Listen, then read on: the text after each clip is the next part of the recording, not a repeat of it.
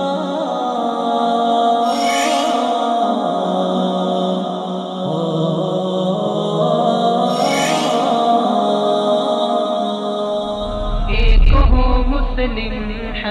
کی پاسبانی کے لیے۔ السلام علیکم ورحمۃ اللہ وبرکاتہ۔ ناظرین، پروگرام ایک ہو مسلم کے ساتھ آپ کا میزبان عبداللہ علمزیب حاضر خدمت ہے۔ ناظرین اکرام، آج ہم بات کریں گے کہ دوست ملک کی گوادر میں تاریخی اور سب سے بڑی سرمایہ کاری دوست ملک کرنے جا رہا ہے، جو کہ پاکستان کے معاشی مستقبل کے لیے ایک خوش آئند امر ہے۔ ساتھ میں ہم بات کریں گے بھارت نے ایک بار پھر سفارتی آداب کی دھجیاں اڑائی، پاکستانی اہلکار کو گرفتار کیا، اس کو حبسی بیجا میں رکھا۔ جب پاکستان نے اپنا احتجاج ریکارڈ کرایا تو اسے چھٹکارا مل گیا۔ کیا وجہ بنی؟ اس سے قبل بھی بھارت ایسے اوچھے ہتھ کنڈوں پہ اترتا رہا ہے اور اب بھی یہ سلسلہ جاری ہے۔ اگر ہم موازنہ کریں، پاکستان میں بھی انڈین سفارتکار موجود ہیں، سفارت خانہ بھی موجود ہے، پاکستان میں ان کے ساتھ کیا سلوک کیا جاتا ہے، اور اس کے برعکس جو دنیا کی سب سے بڑی جمہوریت خود کو کہلاتا ہے، سیکولر ملک کہلاتا ہے، وہاں پہ سفیر تک محفوظ نہیں ہے۔ ساتھ میں ہم بات کریں گے 23 جنوری کو نئی حکومت منی بجٹ لا رہی ہے۔ کیا یہ بجٹ مہنگائی کا ایک اور ایٹم بم گرائے گا عوام کے اوپر، جو پہلے سے ہی بہت سارے مسائل کی شکار ہے؟ ساتھ میں ہم بات کریں گے پڑوسی ملک ایران میں ایک بار پھر عوامی احتجاج اور مظاہرات سے تنگ آ کر ملائی حکومت نے سوشل میڈیا پہ پابندی لگائی۔ میڈیا تو پہلے سے ہی ان کے کنٹرول میں تھا، ان کے اشاروں سے چلتا تھا اور ان کی اجازت کے بغیر وہ ایسی چیزیں نشر نہیں کرتا تھا، لیکن اب جو چیز عوام کے اختیار میں تھی، عوام کے دسترس میں تھی، میری مراد سوشل میڈیا، جس پہ عوام اپنا احتجاج دنیا کے سامنے رکھتے تھے، اپنے جو ملا ہیں، جو حکمران ہیں، ان کی کرپشن کو بے نقاب کرتے تھے، اب حکومت نے ایک یہ سٹیپ اور یہ قدم اٹھایا ہے کہ جو سوشل میڈیا جس کے اوپر عوام کی دسترس تھی، اس کے اوپر پابندی لگائی۔ سوال یہ ہے کہ کیا ایرانی جو حکمران ہیں، جو کرپشن کی دلدل میں پھنسے ہوئے ہیں، کیا وہ ان اوچھے ہتھ کنڈوں سے مظلوم ایرانی عوام کی آواز کو دبا سکیں گے یا نہیں؟ 4 اہم ٹاپک ہیں۔ اس کے ساتھ ساتھ ہم بات کریں گے آج پاکستان کی بیٹی عرفہ کریم کو اس دنیا سے رخصت ہوئے 7 برس ہو گئے، آج اس کی 7ویں برسی ہے۔ تو پاکستان کا نام روشن کرنے والی یہ بچی، اس حوالے سے ہم بات کریں گے، اور پھر جو پاکستان کا ایک مثبت چہرہ ہے وہ دکھائیں گے کہ پاکستان میں کتنا ٹیلنٹ ہے، کتنے ایسے بچے ہیں، عرفہ کریم جیسے ہزاروں لاکھوں بچے ہیں جو پاکستان کے لیے بہت کچھ کر سکتے ہیں، لیکن ہماری ذمہ داری ہے کہ ہم ان کو سپورٹ کریں، ان کو پلیٹ فارم مہیا کریں۔ ساتھ میں ہم امریکی ہٹ درمی کے حوالے سے بھی بات کریں گے۔ خود امریکہ کے اندر کیا صورتحال ہے؟ فاقے اس حد تک بڑھ گئے ہیں کہ لوگ بھوک سے مر رہے ہیں، احتجاج ہو رہے ہیں، حکومت خلاف مظاہرے ہو رہے ہیں، لیکن امریکہ ہے جو اپنی ہٹ درمی پہ قائم، کبھی پاکستان کو ڈرا رہا ہے، دھمکا رہا ہے، تو کبھی دنیا کے مسلم ممالک میں دہشت گردانہ کارروائیوں میں ملوث ہے۔ بات کرنے کے لیے حسب سابق میرے ساتھ تشریف فرمائے جہانزیب منہاج صاحب۔ جہانزیب صاحب بہت شکریہ، سلامت رہیں۔ ناظرین، آج ہمارے دیگر مہمانان گرامی میں سی پیک میں جو بڑی سرمایہ کاری ہو رہی ہے، اس حوالے سے پاک چائنا راہداری کے حوالے سے جو ماہر سمجھے جاتے ہیں اور معاشیات کے بھی ماہر ہیں، حنان علی عباس صاحب، وہ ہمارا ساتھ دیں گے۔ اسی طرح جنرل ریٹائر عبدالقیوم صاحب ہمارا ساتھ دیں گے۔ ساتھ ہمارے ہوں گے آج معزز مہمان سینئر تجزیہ کار اور صحافی جناب سہیل وڈائی صاحب، اور ایران سے ملا محمد عمر ملازئی صاحب، ایرانی تجزیہ کار ہیں، وہ بھی ہمارا ساتھ دیں گے۔ ان سے ہم ایران کی صورتحال جانیں گے۔ جہانزیب صاحب، پہلے بات کرتے ہیں، دوست ملک کی بڑی سرمایہ کاری ہو رہی ہے، یہ پاکستان میں ایک عرصہ بعد اس طرح کی ایک پیش رفت سامنے آ رہی ہے کہ باہر کے سرمایہ کار آ رہے ہیں پاکستان میں، اور پاکستان میں اس طرح کے بڑے اعلانات ہو رہے ہیں، جس طرح سعودی عرب کے وزیر نے گوادر کا دورہ کیا۔ اور کیا سمجھتے ہیں اس سے جو ہمارے مسائل ہیں، کس حد تک ہم ان کے اوپر قابو پا سکیں گے؟ بسم اللہ الرحمن الرحیم۔ بہت شکریہ عبداللہ صاحب۔ سب سے پہلے بہت اچھا آپ نے سوال کیا۔ سعودی عربیہ کے جو انویسٹمنٹ ہے اس حوالے سے کچھ کل کے ہمارے یہاں پہ پروگرام ہے، ہمارے دوست عبید الرحمان شفیق صاحب نے کہا تھا کہ یہ جو آئل ریفائنری کا منصوبہ لگ رہا ہے، یہ سی پیک کا تناظر میں اور سی پیک کا حصہ تھا۔ تو سب سے پہلے میں آپ کو یہ اپنی عوام کو یہ بات واضح کر دوں کہ یہ جو سی پیک کا منصوبہ ہے اس میں یہ آئل ریفائنری کا منصوبہ شامل نہیں تھا. یہ سی پیک سے الگ ہے, سی پیک سے الگ منصوبہ ہے. اور یہ وزیر اعظم عمران خان جب وزیر اعظم بن کے سعودی عربیہ پہلے وزٹ پہ آئے تب انہوں نے ریکویسٹ کی تھی, اور دوبارہ جب آئے دوبارہ انہوں نے 2 دفعہ انہوں نے ریکویسٹ آفیشیل کی, ریٹن ریکویسٹ کی کہ آپ پاکستان میں آئیں اور وہاں پہ اپنی ریفائنری لگائیں. آپ کی جو آئل آپ دنیا کو جو بیچ رہے ہیں وہ وہاں سے آپ دنیا کو بیچیں تو آپ کو نزدیک پڑے گا. اس پہ پوری ایک ٹیم بنائی گئی اور سعودی عربیہ کو کنونس کیا گیا اس بات پہ کہ آپ وہاں پہ آئیں اور انویسٹمنٹ کریں. تو کیونکہ کل ہماری اس پہ کافی گرما گرم بحث ہوئی تو وہ یہ کوشش کر رہے تھے عبید الرحمان صاحب, وہ شاید انہیں کسی جگہ غلط فہمی ہوئی یا مجھے غلط فہمی ہوئی کہ وہ یہ چاہ رہے تھے کہ یہ گزشتہ حکومت کا کوئی تسلسل تھا پروجیکٹس کا, تو اس سلسلے میں یہ گوادر میں آئل ریفائنری لگی. آئل ریفائنری سے پاکستان میں $10 ارب کی سرمایہ کاری ہو رہی ہے, دنیا کی تیسری بڑی آئل ریفائنری ہے.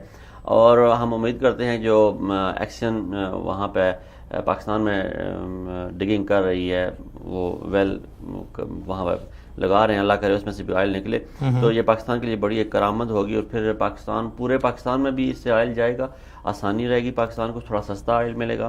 دوسری بات یہ ہوگی کہ جو سعودی عربیہ خود ہے اس کو بڑی آسانی رہے گی چائنا تک رسائی, چائنا کی مارکیٹ تک. اور پھر خالی چائنا کی مارکیٹ تک نہیں, جب سعودی عربیہ جائے گا, سعودی عربیہ انویسٹمنٹ کرے گا تو سعودی عربیہ اپنا آئل جو ہے وہ انڈیا کو بھی بیچے گا.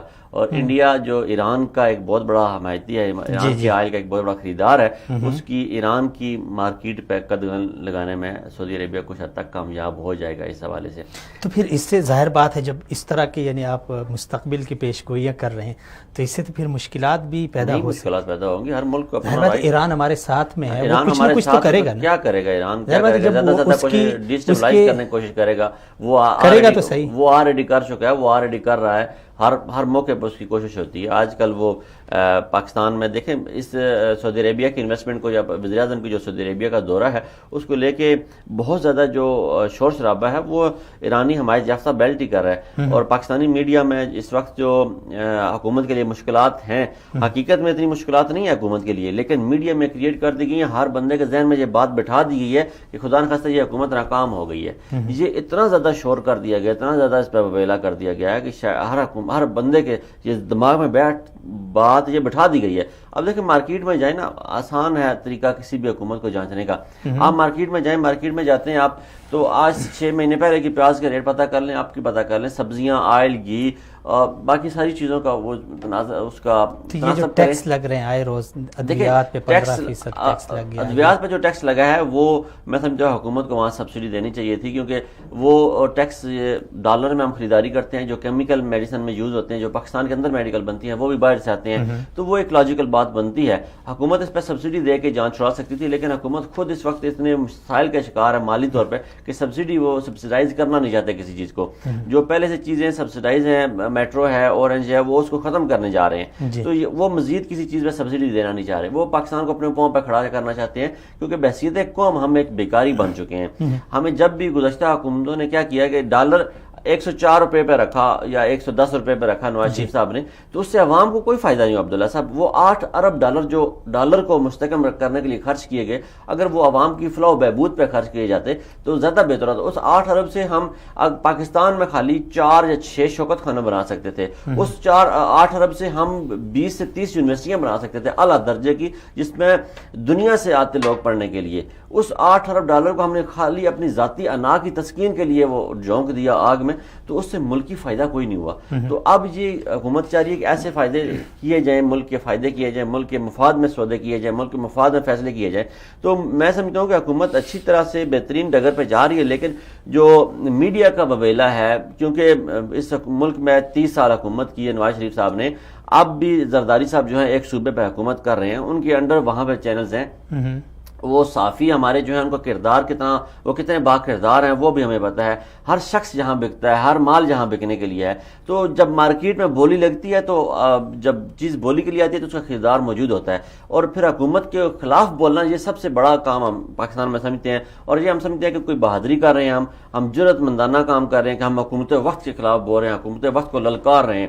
تو اسی انا کی, اپنی جھوٹی انا کی تسکین میں دیکھیں, وہ ایک اینکر پرسن ہے ایکسپریس نیوز کے, وہ آئے روز جھوٹی خبریں ایک ہفتے گزشتہ ایک ہفتے میں میں ان کی 5 خبریں انہوں نے جھوٹی خبریں ٹویٹ کی ہوئی ہیں. تو عوام میں افراتفری پھیلانا, اس سے نقصان کیا ہوگا عبداللہ صاحب؟ اس سے نقصان یہ ہوگا کہ بیرونی انویسٹر پاکستان میں آنے سے کترائے گا. جو ابھی ہم نے دیکھا سعودی ارامکو گئی ہے, وہ ایکسن وہ گئی ہے کمپنی, یہ بڑے نام ہیں, یہ پاکستان میں جا رہے ہیں, شیل ہے, اور یہ واپس پاکستان میں جا رہے ہیں. تو جب یہ بڑے نام پاکستان میں جا رہے ہیں تو ہم بحیثیت پاکستانی, میرا اور آپ کا کردار کیا ہونا چاہیے؟ انہیں ویلکم کرنا. ہماری یہ روایت ہے کہ ہم مہمان کو ویلکم کرتے ہیں, ہاں, لیکن ہم نے الٹی روایت اپنا لیا, ہم نے دشمن کے دوست کو اپنا دشمن بنا لیا ہے. تو اب یہ ہے کہ میں نہیں سمجھتا کہ جو پاکستان کے مفاد میں کم از کم فیصلے ہو رہے ہیں انہیں اپریشیٹ کرنا چاہیے. ہم نے دیکھا کہ گزشتہ حکومت میں جب دورے حکومت میں نواز شریف صاحب کے دورے حکومت میں امریکی وزیر خارجہ آئے تو انہیں ویلکم کرنے کے لیے آگے ہمارے وزارت خارجہ سے سیکرٹری گئے, تو ہر بندے نے, ہر خاص و عام نے اس کو اپریشیٹ کیا کہ یہ اچھا اقدام ہے, کیونکہ ہمارے وزیر اعظم وہاں جاتے ہیں تو انہیں ریسیو کرنے تک کوئی نہیں آتا, تو یہ سیکرٹری خارجہ کو بھیجنا ایک ایسا اقدام تھا. لیکن جو کام ملکی مفادات میں کیے جائیں انہیں تو اپریشیٹ کرنا چاہیے. اور اس وقت ملک کو سیاست سے بڑا دور ہٹا کے دیکھنا پڑے گا. ابھی بات آپ نے کسی اور ڈگر میں کی, میں کسی اور ڈگر پہ لے اپنے اس موضوع پہ لے جاتے ہیں, ٹاپک پہ لے جاتے ہیں. اچھا, یہ سرمایہ کاری گوادر تک محدود رہے گی یا پھر کہیں اور بھی؟ یعنی آج جو سعودی عربیہ نے بیان دیا ہے وہ بڑا اہم ہے. انہوں نے کہا ہے کہ ہم $10 بلین کی جو سرمایہ کاری ہے وہ تو صرف گوادر میں کرنے جا رہے ہیں. اس کے علاوہ $2 ارب کی ہم سرمایہ کاری کریں معدنیات کی تلاش کے لیے.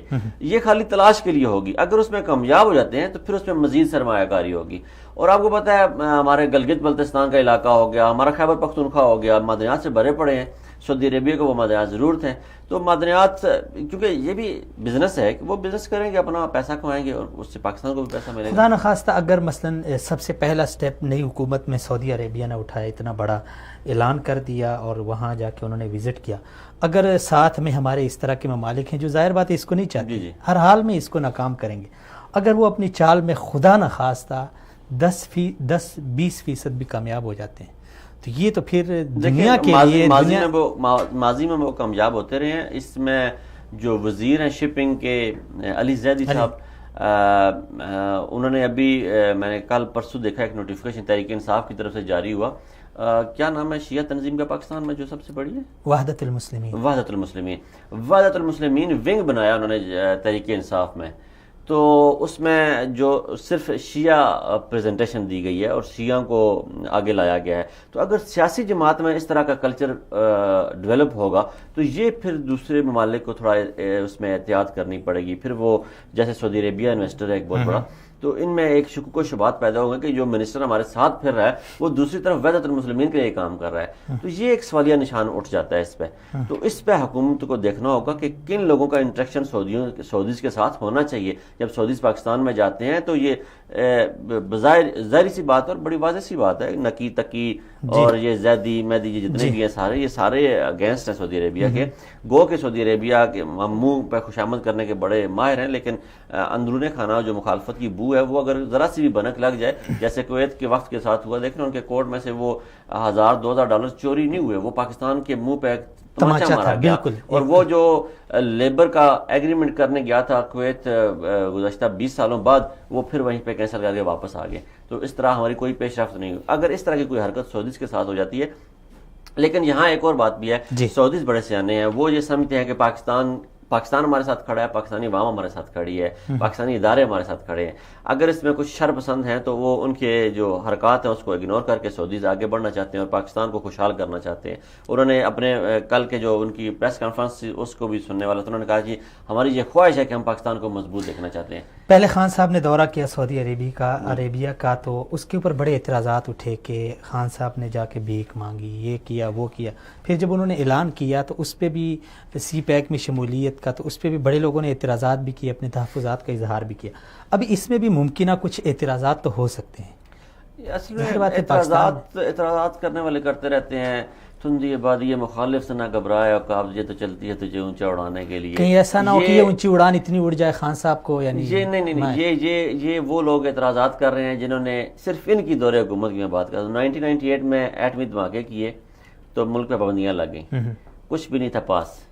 اب کیا کریں جی, سعودی عربیہ نے بغیر کہے انہوں نے کہا جی ویلکم, ہم آپ کو آئل دیتے ہیں, سالانہ $3 ارب کا تیل مفت دیتے ہیں. اس وقت پاکستان کی ضرورت اتنی تھی, 70% پاکستان کی ضرورت کا تیل دیتے رہے. پاکستان نے بعد میں ادائیگیاں بھی نہیں کی. ادھار جو تیل آیا وہ اس کی ادائیگیاں بھی نہیں کی, وہ گفٹ چلا گیا. ایٹمی دھماکے ہم نے کیے تو اس کھاتے میں گفٹ چلا گیا, جیسے کسی کی ہاں کوئی خوشی ہو تو دوست سے باپ گفٹ کرتے ہیں اس کو, تو وہ گفٹ چلا گیا. اب پھر نواز شریف صاحب کی حکومت آئی, بیرونی ادائیگیوں کا حجم بہت زیادہ بڑھ چکا تھا, خزانہ خالی تھا, پیسے چاہیے تھے. $1.5 ارب سعودی عربیہ نے دیا. بعد میں سعودیز نے وہ پیسہ مانگا, آدھے پیسے ریسکیجول کروائے کہ ہم قسطوں میں دیں گے, آدھے ان سے معاف کرنے کی درخواست کی, وہ $1.5 ارب بھی نہیں دیا. تو اب موجودہ یہ کس منہ سے بات کرتے ہیں, انہیں شرم نہیں آتی؟ مجھے نہیں لگتا کہ خزانہ کس حال میں چھوڑ کے گئے ہیں, انہیں بھی پتہ ہے ہم کس حال میں ملک کو چھوڑ کے گئے ہیں. جانے سے 3 مہینے پہلے جان بوجھ کے ایک اتنا ہیوی بجٹ دے کے گئے ہیں جس میں ملک کو وہ دیوالیہ کر کے گئے ہیں. وہ نئی حکومت کے لیے اتنی مشکلات پیدا کر کے گئے ہیں, جانے سے 1 مہینہ پہلے میرے خیال میں وہ بجٹ دے کے گئے.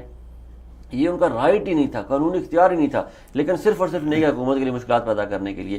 تو یہ لوگ اب جب کرتے ہیں, احتجاج کرتے ہیں, جب باتیں کرتے ہیں, تو پھر ان پہ دیکھنا پڑے گا کہ یہ آیا واقعی ملکی مفادات میں کر رہے ہیں یا اس غلیظ سیاست کی نظر کر رہے ہیں جو ہم 70 سالوں سے دیکھ رہے ہیں. اب دیکھ رہے ہیں مومن ڈیم پہ سیاست ہو رہی ہے پاکستان میں. آج شہباز شریف صاحب نے ابھی تھوڑی دیر پہلے اسمبلی کی کارروائی ہو رہی تھی اور اس میں کھڑے ہو کر انہوں نے آدھے گھنٹے کا بھاشن دے دیا.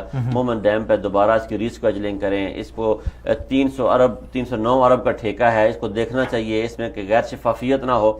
وہ شہباز شریف کہہ رہا ہے کہ جس نے 60 کمپنیاں پاکستان میں بنائیں, 60 کمپنیوں میں $150 ارب, یہ 309 ارب ڈالر, $150 ارب جھونک دیے. بیڑا غرق ہو گیا, پتہ ہی کو نہیں چلا پیسہ کدھر گیا. میٹرو اورنج ٹرین بنا دی, $300 ارب کا منصوبہ, یہ تو 300 ارب روپے کا ہے نا, وہ 300 ارب کا منصوبہ لگا دیا. یہ خالی $3 ارب کا منصوبہ ہے, سعودی عربیہ سے ایک حصہ جاتی ہے اس کے, وہ $300 ارب کا منصوبہ لگا دیا. چائنیز کمپنیوں کے وہاں پہ جو بڑے بڑے مینیجر تھے ان کو سزائے موت ہو گئی. اس کو جب سزائے موت ہوئی تو پتہ چلا کہ یہ منصوبے تو تھے ہی میاں صاحب کے اپنے, جہاں چائنیز میں جو کمپنیاں رجسٹر کرائی گئی وہ میاں صاحب کی اپنی ہیں. تو یہ لوگ کس منہ سے کہتے ہیں؟ میں یہ سوچتا ہوں, میں ان کو دیکھتا ہوں, یہ پھر یہ کہتے ہیں کہ ہمیں پیار ہے پاکستان سے, ہم اس پاکستان کے لیے کر رہے ہیں. یار پاکستان کے لیے آپ کی کیا خاطر خواہ خدمات ہیں؟ پاکستان کو قرضوں کی دلدل میں جھونک دیا, پاکستان کا آپ نے ستیہ ناش کر دیا, پاکستان کو آپ نے مقروض کر دیا, پاکستان میں پیدا ہونے والے ہر بچے کو پائی کا مقروض کر دیا. اب جب ایک شخص آیا وہ کہتا ہے کہ میں نے IMF کے پاس نہیں جانا, IMF کی سنگین ترین شرائط کو میں نے نہیں جانا. وہ شرائط تو اگر چلے ہم آگے تھوڑا سا بڑھتے ہیں, ہمارا ٹاپک اگلا یہی ہے. وہ IMF میں کے پاس جانے سے قبل ہی جو IMF کی شرائط ہوتی ہے اس سے کڑی شرائط تو عوام کے اوپر آلریڈی لگ چکی ہے. دیکھیں مہنگائی سر چڑھ کے بول رہی ہے. یہ ہے پاکستان. جی دنیا کی سپر پاور اس وقت کون ہے؟ امریکہ کیا فیس کر رہا ہے؟ Federal shut down. پیسے نہیں ہیں حکومت کے پاس تنخواہیں دینے کے لیے. بظاہر اس کو نام دیا کہ ہم میکسیکو وال بنا جا رہے ہیں, لیکن حکومت کے پاس پیسے نہیں ہیں. پرامن احتجاج ہو رہا ہے, لوگ آتے ہیں احتجاج کرتے ہیں, لوگوں کے پاس کھانے کے پیسے نہیں ہیں. یار قوم ایسے بنتی ہے. جی السلام علیکم سر, بہت شکریہ, سلامت رہیں سر. حکومت ابھی منی بجٹ لا رہی ہے 23 جنوری کو. سر کیا سمجھتے ہیں, یہ ایٹم بم ہے ایک مہنگائی کا اور جو عوام کے اوپر گرے گا, یا پھر کچھ بہتری کی امید کی جا سکتی ہے؟ امید تو بہتری کی کرنی چاہیے جی, لیکن اس وقت بھی مہنگائی بہت ہو چکی ہے. جی میڈیا میں ریڈکشن ہو رہی ہیں, بزنس بند پڑا ہے, جی اسٹاک مارکیٹ نیچے جا رہی ہے, تو حالات تو بہت برے ہیں. اچھا, تو اس سے جو منی بجٹ یعنی پیش کیا جائے گا تو اس کے بعد کے کیا حالات ہوں گے سر؟ میرا خیال ہے کچھ بہتری آئے گی, اس سے کچھ بہتری آئے گی. تو سر یعنی جو ابھی اس وقت مہنگائی کا ایک طوفان ہے, بعض لوگوں کا یہ کہنا ہے, تجزیہ کاروں کا, کہ IMF کے پاس نہ جاتے ہوئے بھی اتنی یعنی سخت مہنگائی ہو گئی ہے. یعنی جی سر,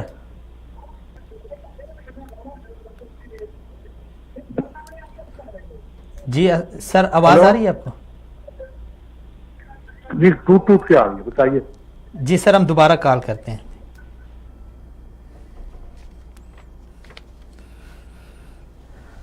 دوبارہ کال ملا لیں سہیل وڑائی صاحب کو تاکہ آواز کلیئر ہو. تو منہا صاحب کیا یعنی قبل ہی IMF کے پاس جانے سے قبل ہے کہ جو ابھی موجودہ حکومت، آپ نے مہنگائی کا ذکر کیا، یا موجودہ جو شٹ ڈاؤن آپ دیکھ رہے ہیں پاکستان میں، اس میں حکومت کا کیا کردار ہے؟ حکومت سے کہاں غلطی ہوئی ہے؟ یہ ایسے حالات کس وجہ سے پیدا ہوئے؟ یہ تاکہ عوام کو پتہ چلے نا، یہ کیونکہ ان کی تو بڑی نظر ہے ماشاءاللہ، بڑے سینئر صحافی ہیں. آپ کیا کہتے ہیں؟ یہی سوال تو ان سے بھی کر لیں گے، لیکن میں یہ سمجھتا ہوں آپ تو میرے خیال میں پچھلوں پہ ڈال دیں گے. نہیں، میں پچھلوں پہ نہیں ڈالتا. میں سمجھتا ہوں کہ معاشی پالیسی کا اعلان کر دینا چاہیے تھا اسد عمر صاحب کو. معاشی پالیسی کا اعلان ابھی تک انہوں نے نہیں کیا، جس وجہ سے ہمارا جو بزنس مین ہے وہ ڈرا ہوا ہے، جو سرمایہ کار ہے وہ ڈرا ہوا ہے. جی سر، السلام علیکم. ہلو. جی سر. سر، جو ابھی کی صورتحال ہے، تو جب بھی نئی حکومت آتی ہے، جب مہنگائی ہوتی ہے، تو وہ سارا ملبہ پچھلی حکومت کے اوپر ڈال رہی ہے، اور ابھی جو نئی حکومت ہے اس نے اپنی جو معاشی پالیسی ہے اس کا بھی کوئی کلیئر اعلان نہیں کیا، اس کو پیش نہیں کیا. تو اس میں آپ کیا سمجھتے ہیں سر، ان کی معاشی پالیسی نہیں ہے یا پھر یہ پچھلوں کا کیا درا ہے سب؟ میرا خیال ہے کہ دونوں چیزیں ہیں. ان کی پالیسی بھی ٹھیک نہیں ہے کیونکہ انہوں نے پہلے سے حالات کو خراب کیا، اور پچھلے جو تھے وہ کچھ نہ کچھ کر رہے تھے، کوئی ڈیولپمنٹ ہو رہی تھی. تو میرا خیال ہے کہ زیادہ وزیر خزانہ کا ہے یا معاشی پالیسی. اس میں کوئی بہتری آ رہی ہے تو سر بہتری کی امید تو ہم کر سکتے ہیں، لیکن ابھی جو بیرونی سرمایہ کاری آ رہی ہے، سعودی عربیہ وہاں گوادر میں چلا گیا یا دیگر جی توقع ہے کہ چند دنوں میں، چند مہینوں میں، 1-2 مہینوں میں کچھ صورتحال بہتر ہوگی. لیکن جی ان کی جتنی دیر تک معاشی پالیسیاں کوئی واضح نہیں ہوں گی اتنی دیر تک یہ کنفیوژن رہے گا. تو کیا آپ کیا سمجھتے ہیں سر، کیا یعنی ایسا کچھ کرنا چاہیے حکومت کو، نئی حکومت کو، اسد عمر صاحب کو؟ حکومت کو بزنس فرینڈلی پالیسیاں اپنانی چاہیے، احتساب کو محدود رکھنا چاہیے. جتنا وہ احتساب کر رہے ہیں اسے تو لگتا ہے پورا پاکستان جیل چلا جائے، مناسب نہیں ہے. جی چلیں سر، بہت شکریہ. میرے خیال میں آپ کہیں بزی ہیں، پھر آپ سے کبھی بات کرتے ہیں. میرے خیال سہیل وڑائی صاحب کی وہ ہے. جی آپ دیکھیں، جیسے انہوں نے کہا کہ کچھ دن لگیں گے، کچھ وقت لگے گا. میں یہ سمجھتا ہوں کہ اسد عمر صاحب کی پہلی دفعہ ہے وزیر خزانہ وہ بنے ہیں، لیکن انہیں شیڈو منسٹر کا جب پورٹ فولیو دیا گیا تھا پاکستان میں، تو انہیں تیاری کر کے آنا چاہیے تھا. انہیں بتانا چاہیے کہ 6 مہینے میں نے پہلے کیسے گزارنے، پہلے 6 مہینے ہی ترجیحات واضح ہو جانی چاہیے. پھر معاشی پالیسی کا جو اعلان نہیں کر رہے، وہ بہت بڑا ایک ڈر کی صورتحال ہے انویسٹر. وہی چیز ایک سوال اٹھا رہی ہے کہ ان کے پاس معاشی پالیسی ہے ہی نہیں. ایسا تو نہیں. دیکھیں، معاشی پالیسی عمران خان نے بہت پہلے سے بنا کے رکھی ہوئی ہے. میں نے خود سٹڈی کی ہوئی ہے. وہ عوام کے لیے پیش کیوں نہیں کر رہے، حکومت میں اس سے امپلیمنٹ کیوں نہیں کر رہے، اس کی کیا وجوہات ہیں، وہ کیوں نہیں آ رہی سامنے، کیوں نہیں آ رہی مارکیٹ میں، واضح کیوں نہیں ہو رہی، اس کی کیا وجوہات ہیں یہ مجھے نہیں پتا. لیکن معاشی پالیسی انہوں نے بنائی ہوئی ہے، اس پہ کام کیا ہوا ہے. بڑے بڑے دنیا کے جو ٹائکونز ہیں معیشت کے، ان سے انہوں نے رابطہ کر کے وہ معاشی پالیسی ڈیولپ کی ہے.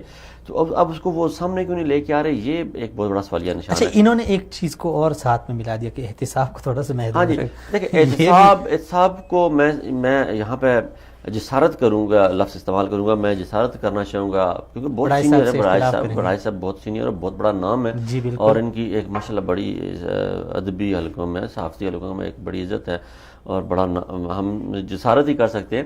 میں یہاں پہ اختلاف کرنے کی جسارت اس لیے کر رہا ہوں کہ میں سمجھتا ہوں احتساب بے لاگ ہونا چاہیے. جس نے بھی اس ملک کو لوٹا ہے، چاہے حکومت گرتی ہے تو گرنے دیں، ایک دفعہ چوروں کو سامنے لے آئیں. اب باقی نہیں، صفایا تو نہیں کر سکے. دیکھیں نا، نواز شریف کی ضمانت آج پھر ہو گئی. مریم نواز شریف صاحبہ کو آج پھر چیف جسٹس صاحب نے پوچھا کہ آپ کے پاس وکیل سے، نیب کے وکیل سے انہوں نے پوچھا، کیونکہ ہمارے ہاں تو یہ روایت چلی آ رہی ہے کہ ہم کسی کے کندھے پہ بندوق رکھ کے چلانے کے عادی ہیں. سپریم کورٹ کی کوئی میں اور آپ بات کریں گے تو توہین ہو جائے گی. سپریم کورٹ میں جعلی کاغذ جمع کروانے کی 7 سال قید کی سزا ہے، لیکن وہ یاد رہے کہ وہ کسی غریب کے بچے کے لیے، مریم نواز کے لیے نہیں، کیونکہ یہ سونے کا نوالا منہ میں لے کے پیدا ہوئی ہیں. یہ کیپٹن صفدر کی بیوی ہے، اس لیے اس کے لیے نہیں ہے یہ قانون. وہ قانون غریبوں کے لیے ہے کہ اگر آپ نے جعلی کوئی کاغذات جمع کرائے، جعلی دستخط، کوئی ڈیڈز جمع کروائی سپریم کورٹ میں، تو اس پہ آپ کو 7 سال کی سزا ہو سکتی ہے. لیکن یہ مریم نواز شریف صاحبہ کے لیے نہیں ہے. جج صاحب نے آج نیب کے وکیل سے پوچھا کہ بیٹا آپ بتائیں کدھر ہیں آپ کے جو ثبوت تھے، آپ نے جو کرنا تھا کیوں نہیں کیا؟ تو وہ نیب کا جو وکیل ہے وہ بیچارہ خاموش ہو گیا، اس کے پاس کوئی جواب نہیں تھا، اس نے آگے سے کوئی خاص جواب نہیں دے سکا وہ، اور خاموشی جو ہے وہ رضامندی ہوتی ہے، رضامندی سے اب یہاں ایک دلائل بنتے تھے. آپ تاریخ پہ جا رہے ہیں، یہاں پہ چیئرمین نیب سے پوچھنا چاہیے جناب اعلیٰ یہ خاموشی جرم میں معاونت کے برابر تھی، آج کی جو خاموشی تھی، لیکن اس پہ وہ خاموش رہے. اور نواز شریف صاحب کی وہ جو ہے تو احتساب جو ہے میں سمجھتا ہوں ہو جانا چاہیے ایک دفعہ. جو سامنے آ رہے ہیں انہیں ننگا ہو جانا چاہیے، انہیں ان کا جو کردار ہے وہ عوام کے سامنے آ جانا چاہیے، پھر عوام پہ منحصر ہے. لیکن ان کو تو کبھی عدالت چھوٹ دے رہی ہے، کبھی حکومت دے رہی ہے، تو اس طرح کیسے ممکن ہوگا احتساب؟ لیکن مجھے یہ سمجھ نہیں آ رہی پاکستان میں یہ جو صورتحال چل رہی ہے آج جو ہے، کہیں ایسا آج کی آپ نے قومی اسمبلی کی کارروائی دیکھنی والی تھی. آج قومی اسمبلی میں نے کچھ زرداری صاحب کے فرمودات سے پہلے آپ کو شہباز شریف صاحب کے فرمودات بھی سننے چاہیے تھے. وہ خلائی مخلوق سے جنہوں نے سفر آج طے کی ہے نا، chief respected chief of army staff کا، وہ بھی آپ کو دیکھنے والا تھا. انہوں نے کہا جی یہ جو امداد مل رہی ہے پاکستان کو، یہ چیف آف آرمی اسٹاف کی وجہ سے مل رہی ہے، ایک ادارے کے معزز چیف کی وجہ سے مل رہی ہے. تو یہ جو صورتحال ہے، یہ جو الفاظ کا تناؤ جو ہے، چناؤ جو ہے بدلا ہے، یہ بڑی عوام میں پریشانی پیدا کر رہا ہے. میں یہ سمجھ رہا ہوں کہیں نہ کہیں مجھ جیسے تحریک انصاف کے لور کے دماغ میں یہ بات کہیں نہ کہیں پیدا ہو رہی ہے کہ شاید کہیں حکومت جو ہے نا وہ مفاہمت کی طرف جا رہی ہے، کہیں حکومت جو ہے. لگ تو ایسے رہا ہے کہ پچھلی جو حکومتیں تھیں ایک دوسرے کو حالت یہ ہے کہ اپنا سیکٹری جو ہے وہ دستخط نہیں کر رہا فائل پہ، کہتا ہے مجھے نیب پکڑ لے گی. تو آپ جب زرداری صاحب کو چھوٹ دے رہے ہیں، جب آپ نواز شریف صاحب کو چھوٹ دے رہے ہیں، جب آپ شہباز شریف صاحب کو چھوٹ دے رہے ہیں، آج کے جو کیس ہے اس کی اگر آپ نے ہیئرنگ سنی عبداللہ صاحب، اگر آپ نے اس کا مطالعہ کر کے ہیں تو پھر آپ کو واضح پتہ چل جانا چاہیے. نیب کا وکیل میں سوچ کے پریشان ہو رہا ہوں، یا خدایا وہ کیسے خاموش کھڑا ہو گیا یار؟ وہ جج کے سامنے بندہ بول کیوں نہیں سکا؟ اس کی زبان بندی کے لیے کون سے سینسر لگائے گئے تھے، کون سے تالے اس کی زبان پہ لگائے گئے تھے، وہ کیوں نہیں بولا؟ ہم پھر وہ سوشل میڈیا پہ چل رہا ہوتا ہے، جب ڈالر مہنگا ہو جائے، تیل مہنگا ہو جائے، بجلی نہ آئے، گیس نہ آئے، صبح بچے بغیر ناشتے کے چلے جائیں، تو آپ صرف ایک دو کام کر لیں، وزیر اعظم کی پھٹی ہوئی قمیض کے 2 سوراخ دیکھ لیں، یا گورنر ہاؤس کی سیر کو چلے جائیں، یا دیکھیں میرا کپتان کتنا سادہ ہے، میرا کپتان کتنی سادگی کی زندگی رہتا ہے، 55 روپے کلومیٹر فی گھنٹہ کا ہیلیکاپٹر کلومیٹر پر چلتا ہے. تو یہ چیزیں پھر دیکھنی پڑیں گی. مجھے سمجھ نہیں آتی کہ میں کس چیز کو دیکھوں. لگتا ہے کہ حسن نثار صاحب حسن نثار صاحب نے میرے خیال میں تھوڑی کچی پی لی ہے، کیا کہیں ان کو، اس طرح نہیں ہوتا. ٹھیک ہے کچھ ہوش تو آ گیا. نہیں ہوش نہیں آیا، وہ ہوش کھوئے ہوئے تھے میرے خیال میں، ہوش میں تو آتا ہی نہیں ہے. وہ جس طرح آپ کے تحفظات ہیں یہی سیم ان کے بھی میرے تحفظات ہیں، لیکن میں یہ تحفظات میں یہ سمجھتا ہوں کہ اب بھی نواز شریف اور زرداری سے بہتر ہے عمران خان. دیکھیں 6 مہینے ہو گئے حکومت کو، کوئی مالی سکینڈل نہیں آیا. ایک سکینڈل سامنے آیا داؤد رزاق کا لے کے سامنے آئے، لیکن وہ مالی سکینڈل بھی اس طرح مالی سکینڈل نہیں بنتا، کیونکہ گزشتہ حکومت اس میں انوالو ہے، تو وہ ان کے کارنامے ہیں. موجودہ حکومت ابھی جو 23 جنوری کو جو بجٹ پیش ہوگا، جی اس کے بعد کی کیا صورتحال ہوگی؟ میں سمجھتا ہوں جی کہ اب میرے خیال میں تھوڑا سا feedback, public feedback کو ڈیلی آبزرو کر رہے ہیں، ہر بندہ ہی کرتا ہے. کیونکہ آج علیمہ خان صاحبہ جب کورٹ سے نکلی تو وہ کہہ رہی تھی ہاں میری سلائیوں کی مشینوں کی یہ کمائی ہے، تو ہر بندے کو پتہ ہوتا ہے کہ اس کے بارے میں کیا کہا جا رہا ہے. زرداری صاحب سے وجاہت نے کہا، اس نے کہا مسٹر 10%، تو زرداری کہا میں سنتا رہا ہوں لیکن میرے منہ پہ آج تم نے پہلی دفعہ کہا ہے. تو یہ ہے کہ یہ جو چیزیں ہیں عوام کی فیڈ بیک جا رہی ہے حکومت کو. مجھے یہ لگتا ہے، مجھے کہیں نہ کہیں یہ لگتا ہے کہ عوام کو یہ ریلیف دیں گے منی بجٹ میں جو آ رہا ہے 23 جنوری کو. ریلیف دیں گے عوام کو. ریلیف دینے کے علاوہ ان کے پاس اور کوئی چارہ نہیں ہے. اور اگر اس کے برعکس ہو گیا تو پھر یہ اپنے جانے کی تیاری کر لے. یہ تو اب بڑی بات کہہ رہے ہیں. ہاں جی، اگر اس کے برعکس کر گئے 23 جنوری کو پھر اپنا بوریا بستر سمیٹ لیں گے. یعنی یہ پھر دباؤ عوام کی طرف سے ہوگا. دیکھیں حقائق کو ہمارے سامنے کوئی نہیں رکھتا نا. ہمارے یہاں عمران خان صاحب یہ کہتے تھے فریڈم آف اسپیچ اور نہیں فریڈم آف انفارمیشن. آپ کو انفارمیشن تک رائٹ ہوگا کہ آپ کوئی بھی انفارمیشن لے سکتے ہیں، لیکن ہمیں مل نہیں رہی. اب جو موجودہ حکومت کی صورتحال ہے وہ سیاسی مسخروں کے پاس ہے. ایک طرف سے فیاض الحسن چوہان ہے, دوسری طرف سے فواد چودھری ہیں, سیریس بات کرتے ہیں, تیسری طرف انتہائی بدتمیز اور بیوقوف قسم کا انسان فیصل وابڈا, اسے سمجھ نہیں آتی بات میری طرح وہ کیا کر رہا ہے, اسے پتہ ہی نہیں چلتا بات کہاں سے شروع کرنی ہے ختم کہاں پہ کرنی ہے. وہ کہتا ہے ٹانگ پہ ٹانگ رکھی بیٹھا ہوتا ہے, میری حکومت, میری وزارت, میرے اختیارات. یار اس طرح بات کی جاتی ہے؟ یہ کوئی وزیر کا طریقہ کار ہے بات کرنے کا؟ تو ان لوگوں کو یہ عوام تک صحیح جو عوامی نمائندے ہیں یا حکومت کے ترجمان ہیں وہ عوام کو یا حکومت کو آگاہ ہی نہیں کر پا رہے کہ فرق کہاں پہ آ رہا ہے, تفریق کہاں پہ اس وقت صورتحال کس پہ جا رہی ہے. پھر بدقسمتی سے ہمارے ہاں وزیر اطلاعات جو بن جاتا ہے وہ اتنے جھوٹ بولتا ہے کہ عوام اس کے سچ ماننے کو بھی تیار نہیں ہوتی.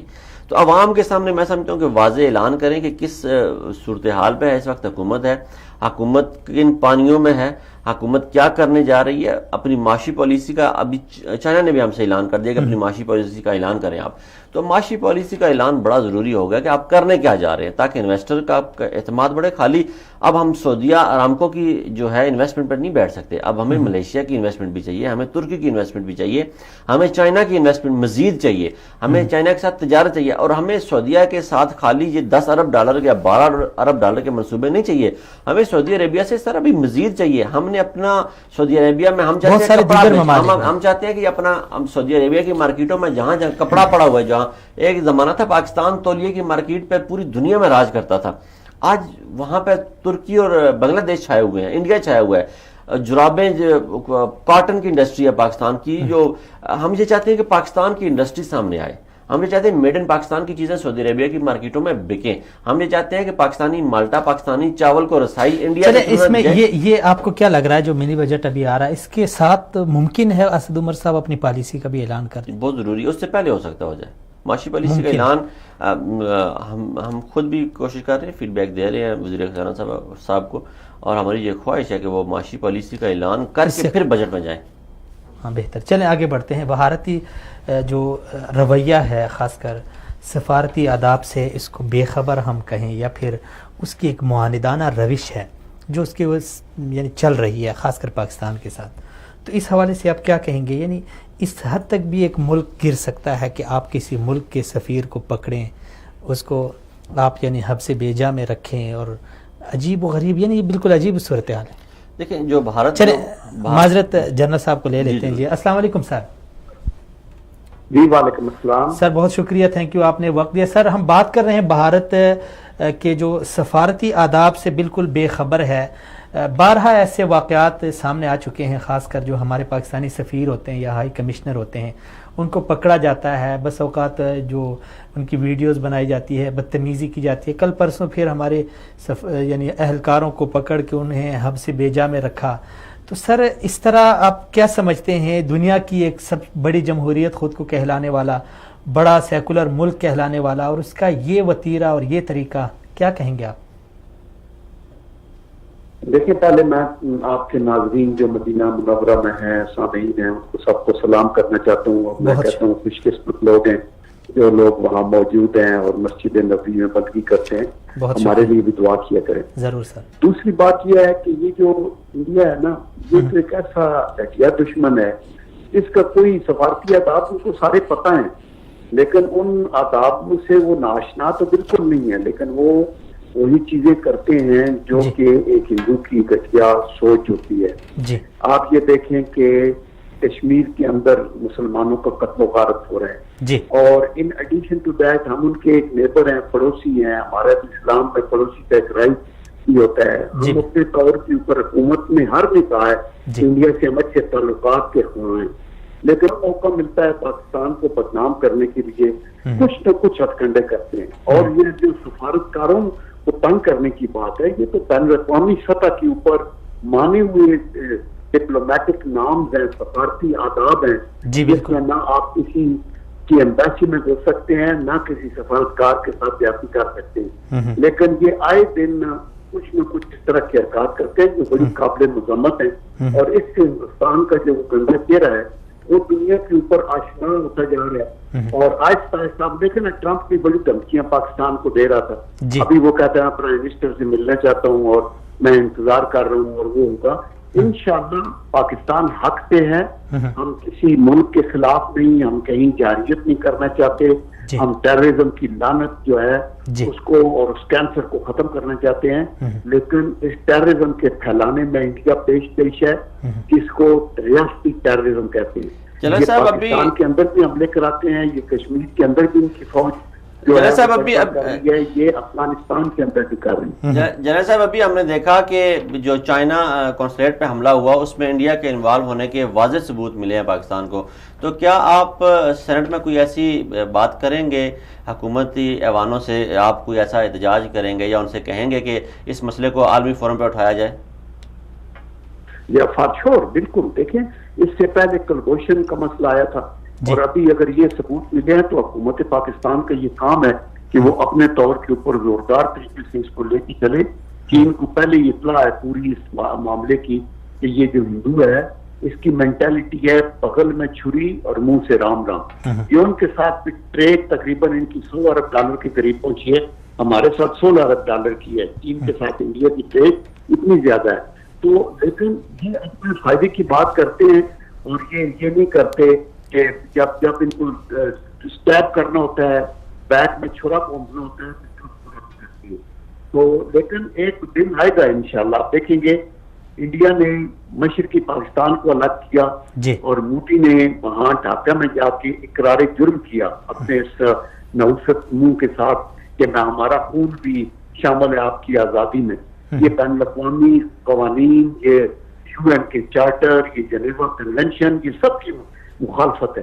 तो एक दिन आएगा कि आप देख लो इंशाल्लाह इंडिया के हिस्से पकड़े होंगे और ये सारी रियासतें खालिस्तान है, मिजोरम वाले हैं, आसामी हैं, माओइस्ट हैं, नक्सलाइट्स हैं, ये सारे तबुदाओं में लगे हुए हैं क्योंकि वहाँ किसी का भी रहना, चूंकि अभी हिंदू रेडिकलिज्म की हुकूमत है वहाँ, अभी RSS और हिंद की हुकूमत है। मोदी की शक्ल के अंदर वहाँ इंतहा पसंद हिंदू हैं जिन्होंने बाबरी मस्जिद को शहीद किया था। तो इंशाल्लाह ये आप देखेंगे कि वक्त दूर नहीं जब इनके हिस्से पकड़े हों।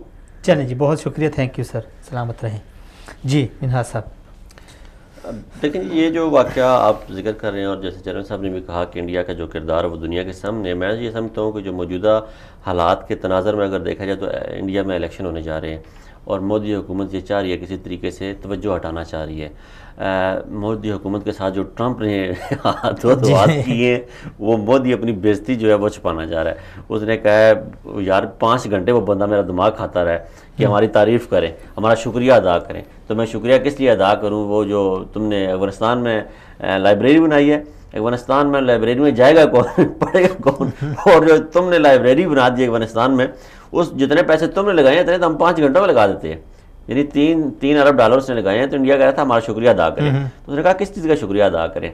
फिर ये आप जहन में रखें कि उसी प्रेस कॉन्फ्रेंस में जिसमें ये ट्रंप ने कहा है मोदी के लिए, उसी प्रेस कॉन्फ्रेंस में ट्रंप ने पाकिस्तान के साथ मुलाकात का कहा है और उसने कहा है कि मैं पाकिस्तान से मिलना चाहता हूँ, मैं पाकिस्तानी नई क़यादत को मिलना चाहता हूँ। ये एक प्रेस कॉन्फ्रेंस है। अच्छा, ये दोनों एक ही जगह? हाँ जी, ये इस चीज़ को बड़ी अहमियत का हामिल है ये चीज़ कि वो ट्रंप जो पाकिस्तान के मुखालिफ पागल हुआ फिर रहा था, वो ट्रंप मोदी के सर पर चढ़ दौड़ा है और वो ट्रंप उसी प्रेस कॉन्फ्रेंस में पाकिस्तान की तारीफ कर रहा है और उसी में वो जो है मोदी को लतरा रहा है। तो ये चीज़ें बड़ी नोट करने वाली होती हैं। इंटरनेशनल डिप्लोमेसी में इनका बड़ा मकाम होता है कि आप एक ही प्रेस कॉन्फ्रेंस में एक खित्ते में बात कर रहे हैं तो उसमें आप कैसे बात कर रहे हैं। वैसे कहा यह जा रहा है कि इंडिया की जो अवाम है उसमें जाहिर बात है बहुत सारे शिद्दत पसंद है। आज ही का वाक़या है कि इंडिया में रिहर्सल हो रही थी उनकी परेड की, जो उनकी कौमी दिन आ रहा है। जी बिल्कुल जी, तो फौजी परेड हो रही है। फौजी परेड जो है वो तैयारियां कर रहे हैं, तो उसमें पाकिस्तान जिंदाबाद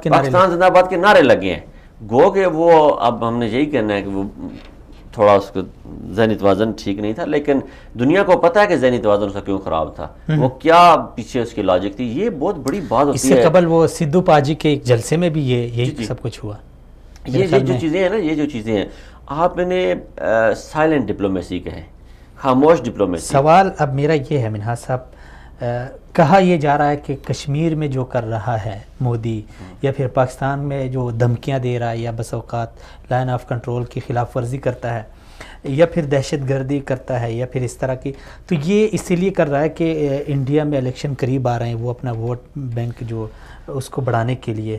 تو ابھی انڈیا کی عوام تو کافی سمجھ چکی ہے. میں یہ سمجھتا ہوں انڈیا کی عوام کو، لیکن ایک ہمارا بھی 8-10 سال ہو گئے اس شعبے سے وابستہ ہیں، دنیا کے مختلف انتخابات کو ہم نے دیکھا ہے. جو راہل گاندھی کو اپریسیشن یا ایکسیپٹنس مل رہی ہے انٹرنیشنل میڈیا میں یا انٹرنیشنل حکمرانوں کے سامنے، وہ یہ تنازع، وہ یہ نقشہ کھینچ رہی ہے کہ مودی انڈیا کی سیاست سے آؤٹ ہو چکا ہے، مودی کا کردار انڈیا کی سیاست سے ختم ہو چکا ہے. اور مجھے یہ لگتا ہے کہ اگر راہل گاندھی کی حکومت آ جاتی ہے انڈیا میں تو کہیں نہ کہیں مجھے پتہ نہیں کیوں یہ لگتا ہے کہ ہم کشمیر کے تنازع کے بہت قریب پہنچ جائیں گے حل کے بعد. لیکن ایسا ممکن ہے؟ ابھی مودی کی حکومت ہے، ساری مشینری اس کے ہاتھ میں. نہیں، مشینری الیکشن میں ظاہر بات ہے، الیکشن وہاں تو الیکٹرانک الیکشن ہوتے ہیں، اور الیکٹرانک الیکشن کو انٹرنیشنل مانیٹری ہوتی ہے اس کی.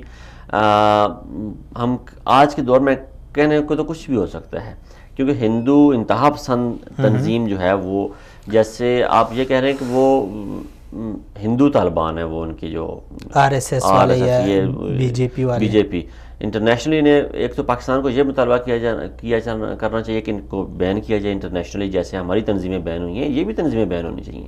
یہ دہشت گرد تنظیمیں پاکستان میں دہشت گردی کرتی ہیں، کشمیر انڈیا میں کر رہی ہیں، خود انڈیا میں کر رہی ہیں. تو ان کو ایک تو پاکستان کو یہ کردار ادا کرنا چاہیے. دوسرا یہ ہے کہ انٹرنیشنلی دنیا پہ یہ واضح ہو چکا ہے کہ اب مزید اسلحے کی جو کھیل ہے وہ چل نہیں سکتی. جیسے ٹرمپ نے خود کہہ دیا کہ اب میرے جرنیل عرصے دراز سے ملک کو لوٹ رہے ہیں اور پیسے ہم دے رہے ہیں اور رزلٹ نہیں دے رہے، ساری جگہوں سے شکست ہو رہی ہے. تو اب یہ دنیا جان چکی ہے کہ ٹھیک ہے اسلحہ خریدتے ہیں، لیکن اب انہوں نے اپنا اسلحہ بنانا شروع کر دیا. انڈیا یہ سمجھنا شروع ہو گیا تھا کہ شاید میں خطے کا چودھری بن چکا ہوں اور میرا ایک کردار خطے کی سیاست میں ہوگا، اور امریکہ وہ کردار دینے کے لیے شاید تیار ہو گیا جو اس نے مجھے افغانستان میں حصہ دیا ہے. مجھے یہ لگتا ہے کہ امریکہ نے انڈیا کو ٹریپ کیا ہے افغانستان میں، انڈیا کو پھنسایا وہاں پہ، یعنی اس کی جو امیدیں تھیں ان کے اوپر پانی پھیر دیا. امریکہ جو انڈیا اپنے دیکھیں ایک ملک جب اپنے بارڈر سے نکل کے دوسرے ملک میں جا کے اپنے کیمپ لگاتا ہے، بیس لگاتا ہے، بیٹھتا ہے وہاں پہ، وہ ان کی مدد کرتا ہے، تو یہ اس کی پاور سمبل ہوتا ہے، سمبولک ہے کہ میں پاور میں آ چکا ہوں، میں اس خطے میں اپنا اثر رسوخ قائم کر رہا ہوں.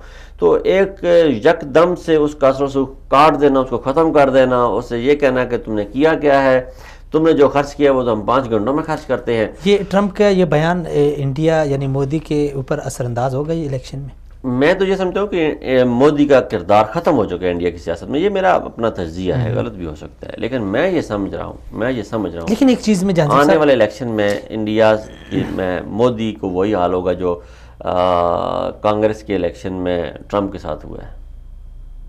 ایک چیز تو ہمیں ماننی پڑے گی، سفارتی یعنی آداب کی دھجیاں اڑاتا ہے انڈیا، کشمیر میں انسانیت کی نسل کشی میں وہ ملوث ہے، پاکستان میں بارہا اس کی دہشت گردی بے نقاب ہو چکی ہے، لیکن پھر بھی انٹرنیشنل سطح پہ لابنگ میں وہ بڑا تیز ہے. پاکستان انٹرنیشنل لابنگ میں انڈیا نے بلینز آف پاؤنڈ خرچ کیے ہیں، بلینز آف ڈالر خرچ کیے ہیں، اور پاکستان اس پہ کچھ بھی نہیں کر رہا تھا.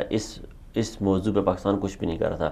جب انڈیا لابنگ یہ کر رہا تھا کہ پاکستان ایک دہشت گرد ملک ہے، جب انڈیا یہ لابنگ کر رہا تھا کہ پاکستان طالبان کی پناہ گاہیں ہیں اور ہم طالبان سے مار کھا رہے تھے خود، تو یہ انڈیا لابنگ وہاں پہ کر رہا تھا. تو ہمارے ہاں اس وقت ترجیحات یہ تھیں کہ ہمارے صدر فون کرتا تھا واجد ضیاء کو برطانیہ میں کہ جو سوئز اکاؤنٹ سے تمہارے پاس ثبوت آئے میرے خلاف انہیں حذف کر دو، انہیں ڈمپ کر دو.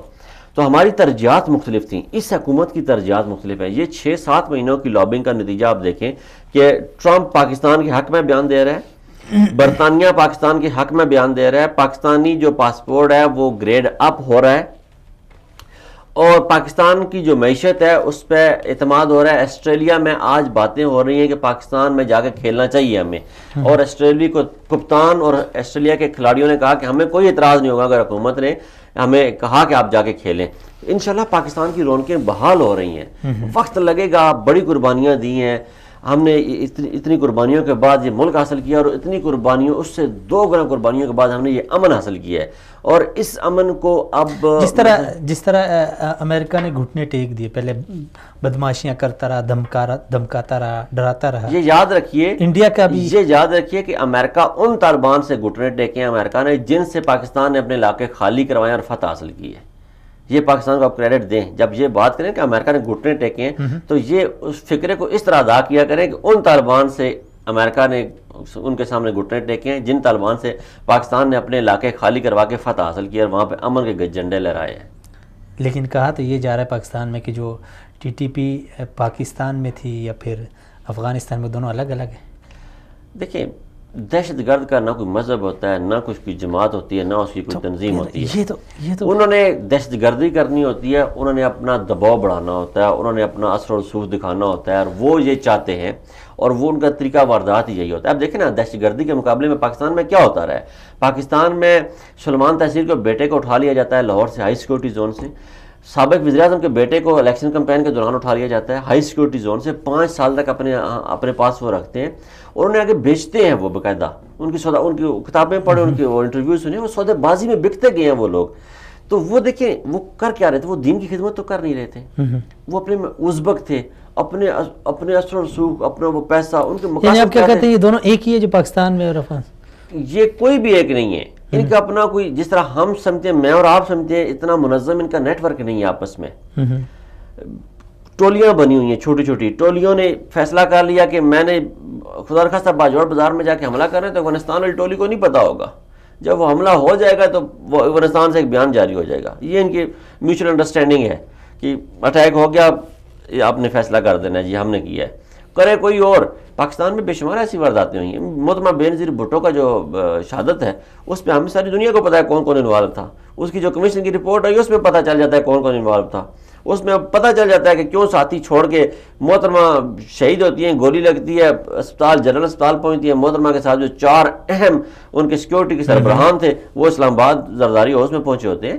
تو یہ طالبان نے ذمہ داری قبول کی ہوئی ہے.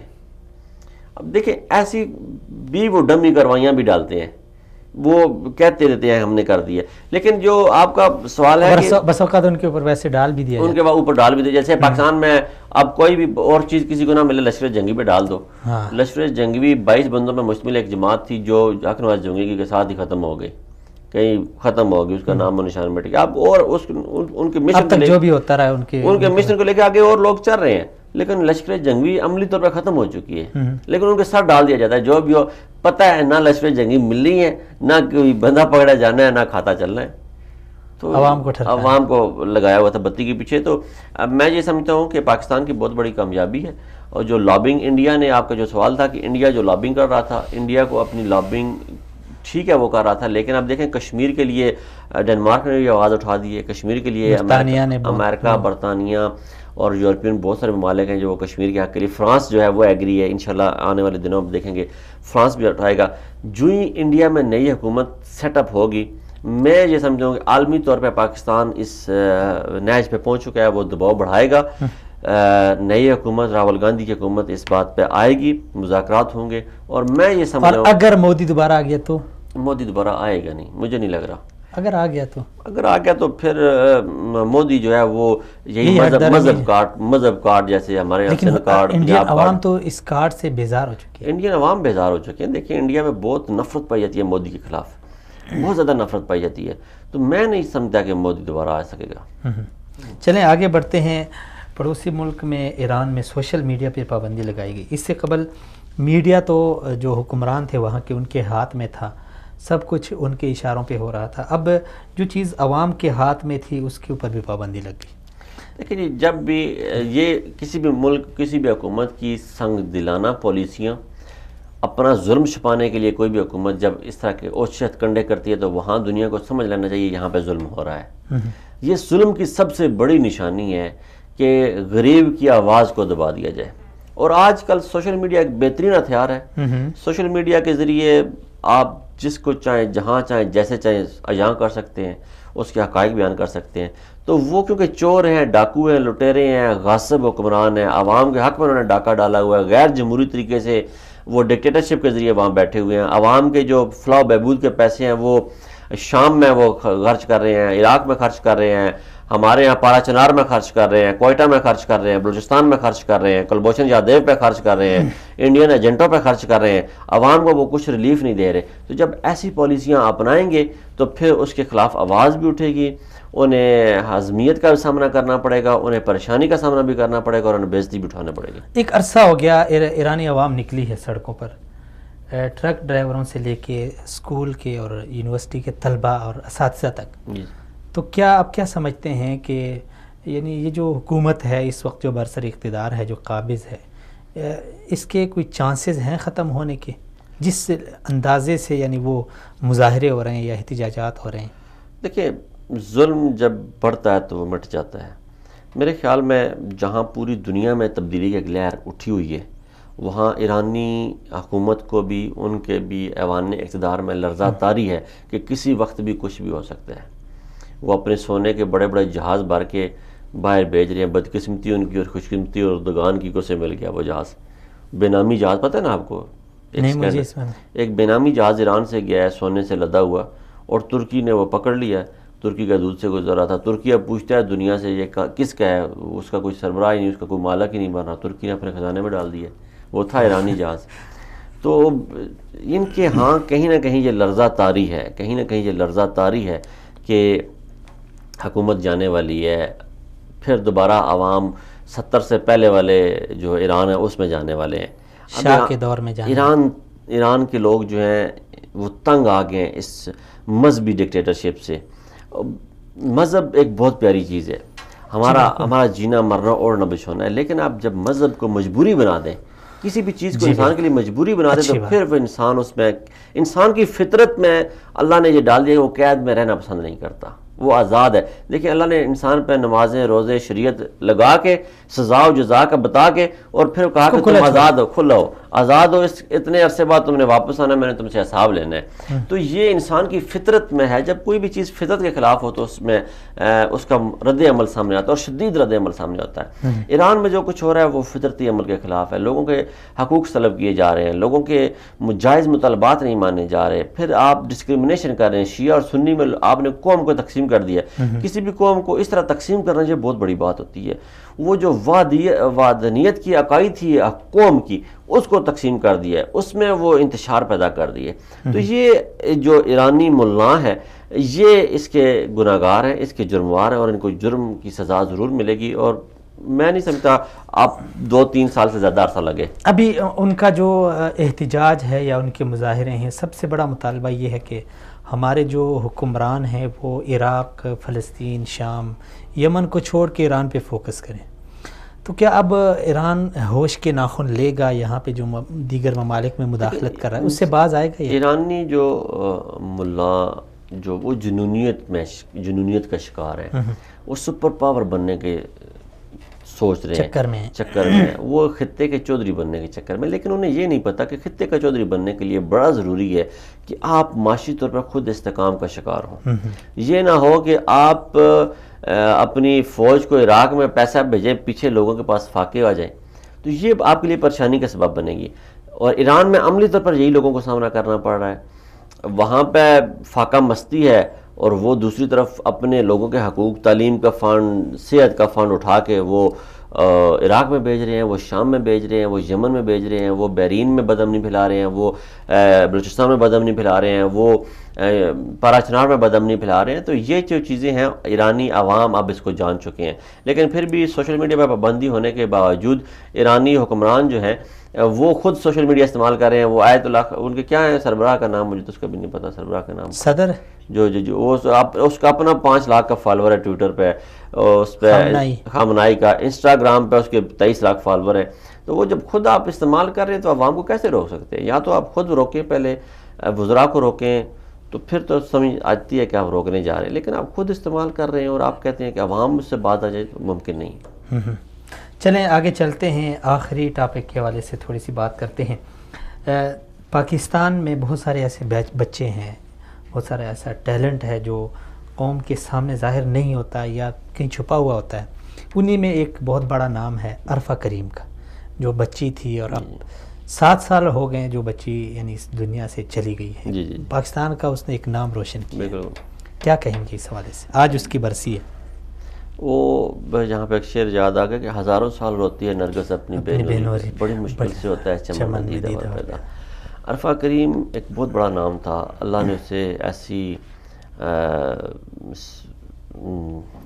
صلاحیتیں دی تھیں جو پیدائشی طور پہ انسان کے اندر آتی ہیں، اور وہ اور ہزاروں سال بعد ایسے بچے پیدا ہوتے ہیں. عرفہ کریم ایک بہت بڑا نام تھا. اللہ اس کو جنت الفردوس میں اعلیٰ مقام عطا فرمائے، اور اس کے والدین کو صبر دے کہ چھوٹی سی بچی دنیا میں اتنا بڑا نام پیدا کر کے اتنی جلدی چلے گی. وہ ہم پاکستان کے لیے ایک صدمہ، یہ قومی صدمہ. اور میں سمجھتا ہوں کہ بچپن سے ہم سنتے آ رہے ہیں کہ وہ کہتے ہیں جن لوگوں کی یہاں پہ ضرورت ہوتی ہے ان کی وہاں بھی ضرورت ہوتی ہے. تو عرفہ کریم کا جو معاملہ ہے کچھ اس طرح کا نظر آتا ہے. اللہ اس کے درجات بلند کرے اور اللہ سے غریق رحمت کرے اور اس کے والدین کو صبر دے. اور پاکستان کے لیے اس نے بہت کارہائے نمایاں سر انجام دیے. عرفہ کریم فاؤنڈیشن بھی ایک گورنمنٹ پنجاب نے بنائے رکھی ہے. ابھی بہت سارے ایسے بچے موجود ہیں، لیکن اب دیکھیں اب ٹیلنٹ کی ہم نے ترجیحات ہماری بدل چکی ہیں. اب ہم نے ٹیلنٹ سنگر پیدا کر رہے ہیں، ہم ڈانسر پیدا کر رہے ہیں. اب ہم نے محمد بن قاسم پیدا کرنے چھوڑ دیے ہیں. اب ہم نے عرفہ کریم پیدا کرنی چھوڑ دی ہیں. اب ہم نے قدیر خان پیدا کرنے چھوڑ دیے ہیں. اب ہم نے شاہ رخ خان پیدا کرنے شروع کر دیے، عامر خان پیدا کرنے شروع کر دیے، سلمان خان پیدا کرنے شروع کر دیے. یہ قوم کی بدقسمتی کہ یہ ہم پر راج کر رہے ہیں. آج چائے والا ہمیں عزیز ہے لیکن ہمیں آئی ٹی والا عزیز نہیں ہے. آج ہمیں جو ہے وہ رکشے والا عزیز ہے لیکن ہمیں ڈگریوں والا عزیز نہیں ہے. آج ہمیں ڈاکٹر نہیں چاہیے، آج ہمیں انجینئر نہیں چاہیے، آج ہمیں سنگر چاہیے، ڈانسر چاہیے، فلم سٹار چاہیے. تو قوم کی ترجیحات بدل گئی ہیں، عوام کی ترجیحات بدل گئی ہیں، میڈیا کی ترجیحات بدل گئی ہیں. اور میں سمجھتا ہوں کہ یہ ایک بڑا لمحہ فکریہ ہے کہ دین سے دوری اور بے حیائی اور فحاشی کی قربت اور ٹیلنٹ کی ناقدری پاکستان میں بہت زیادہ ہو چکی ہے. اس پہ یہ ہمارا قومی المیہ ہے. اس پہ آپ اپنے فورم پہ بھی آواز اٹھائیں اور حکومت وقت سے بھی ہماری اپیل ہے کہ اس پہ ضروری طور پہ توجہ دیں کہ یہ کیا وجہ ہوئی ہے کہ ہماری نرسریوں میں ڈاکٹر، انجینئر، سائنسدان پیدا ہونے کے بجائے ڈانسر، میوزیشین، سنگر، آرٹسٹ پیدا ہونا شروع ہو گئے.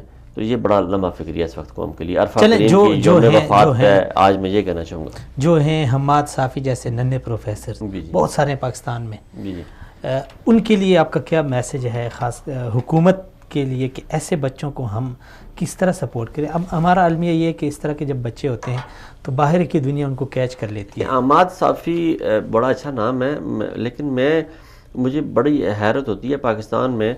ہم نے اشفاق احمد پیدا کیا پاکستان میں، ہم نے واصف علی واصف کو دیکھا پاکستان میں. ایک بات یاد رکھیں، جب آپ یہ چاہتے ہیں کہ میں واصف علی واصف بنوں، جب آپ یہ چاہتے ہیں کہ میں اشفاق احمد بنوں، مشتاق یوسفی بنوں، جب آپ یہ چاہتے ہیں کہ میں مشتاق یوسفی بنوں، جب آپ یہ چاہتے ہیں کہ میں انور مسعود بنوں، جب آپ یہ چاہتے ہیں کہ میں بانو قدسیہ بنوں، تو آپ کو ذہن میں یہ رکھنا چاہیے کہ میں نے فلاح انسانیت کے لیے کام کرنا ہے. یقین مانے ان لوگوں کی کامیابی کا راز فلاح انسانیت تھا. لیکن بدقسمتی ہماری یہ کہ آج ہمارے ہاں کمرشلائز ہو گئی ہر چیز.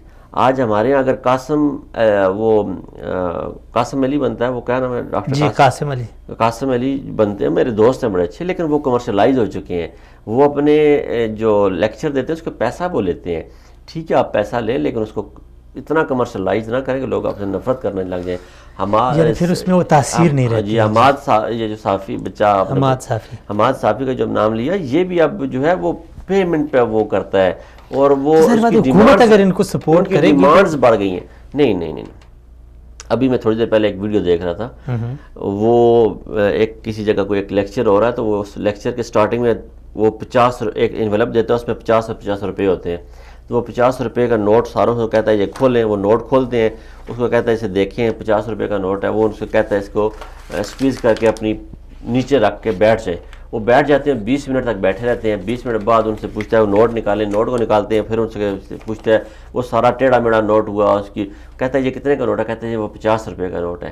وہ 50 روپے کا نوٹ، وہ کہتا ہے یہ 50 روپے کا نوٹ آپ نے اس کو دبایا، اس کو مروڑا، اس کو اسکویز کیا، آپ نے اس کی جو حالت تھی وہ بگاڑ دی، لیکن اس کے 50 روپے کم نہیں ہوئے، 50 کے 50 ہی ہیں. وہ کیوں؟ تو وہ سارے حیران ہو گئے، ان کے پاس کوئی جواب نہیں تھا. تو وہ کہتا ہے جب آپ کے اندر صلاحیت ہے، قابلیت ہے، جب آپ کو پتا ہے کہ دنیا کے برا کہنے سے آپ برے نہیں بنتے، جب آپ کو پتا ہے کہ آپ کا ایک معیار ہے، آپ کے اندر یہ صلاحیتیں ہیں، انہیں دنیا دبانا چاہے بھی تو دبا نہیں سکتی، آپ نے وہی 50 کا نوٹ رہنا ہے، تو پھر آپ کو کس چیز کا ڈر ہے؟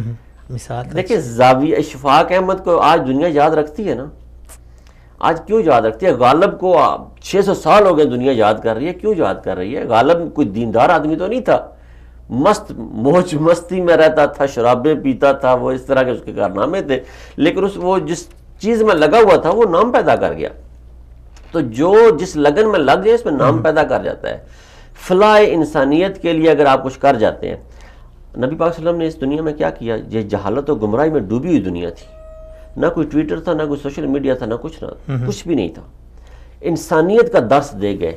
جی بالکل. اسلام انسانیت، اسلامتی کا دین آیا، انسانیت کا درس دیا.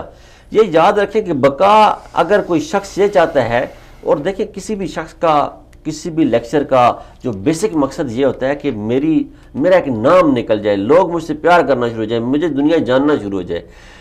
جب تک آپ کے ذہن میں یہ بات نہیں بیٹھتی کہ میں نے جو کرنا ہے وہ فلاح انسانیت کے لیے کرنا ہے، آپ اس کو کمرشلائز کریں کہ عبداللہ صاحب کامیابی کبھی قدم نہیں چومتی.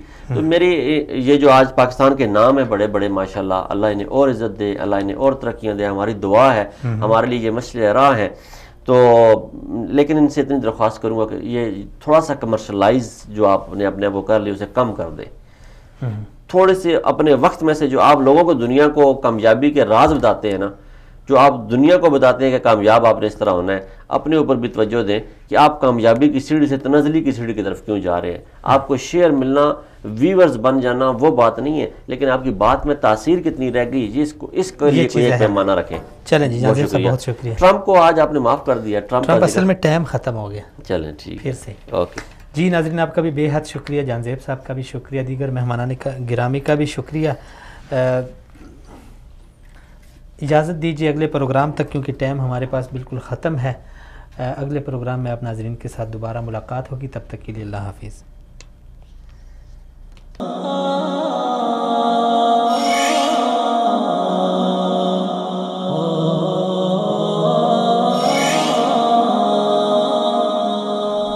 ایک ہو مسلم حرم کی پاسبانی کے لیے